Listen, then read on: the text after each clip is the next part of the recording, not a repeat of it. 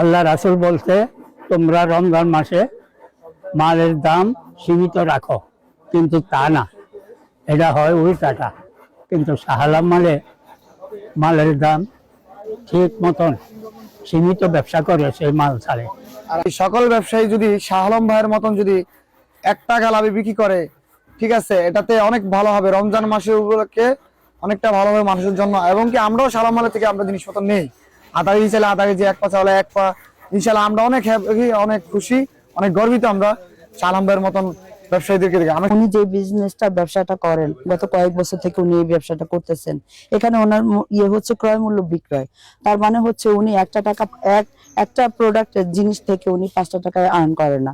যেটা উনি কিনে আনেন ওইটাই জনসাধারণের কাছে, বিক্রেতাদের কাছে, ভোক্তা সাধারণের কাছে উনি দেওয়ার চেষ্টা করেন। আমি মনে করি এই উদ্যোগটা বাংলাদেশের প্রত্যেকটা ব্যবসায়ী যদি নেন, তাহলে আমরা সাধারণরা যারা ক্রেতা, আমরা কিনতে আসি, আমরা জিনিস পণ্য নিতে আসি, তারা আমরা খুবই উপকৃত হব।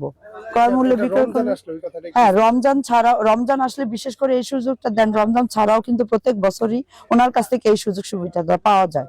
ন্যায্য মূল্যে বলেন বা সুলভ মূল্যে বলেন, জিনিসপত্র ক্রয় আমরা এখান থেকে করতে পারি। তো আমি আশা করব যে বাংলাদেশের প্রত্যেকটা ব্যবসায়ী যেন ওনার মতো করে এই উদ্যোগটা নেয়, তাহলে আমরা বাংলাদেশের নাগরিকরা স্বাভাবিকভাবে জিনিসপত্র কেনাকাটা করতে পারবো বা আমরা খাদ্য খেতে পারবো। ঠিক আছে, গত 2 বছর বিক্রি করছি 1 টাকা লাভে, আর এই 2 বছর বিক্রি করি ক্রয় মূল্যে।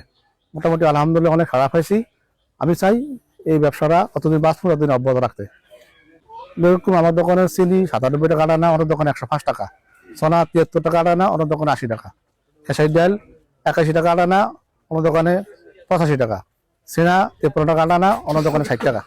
অন্য ব্যবসায়ীদের জন্য আপনি কি বলবেন? আমি চাই আমার মতো সারা বাংলাদেশে যত বড় ব্যবসায়ী আছে তারা যেন এই রমজান মাস আসলে মালের দাম কমিয়ে দেয়।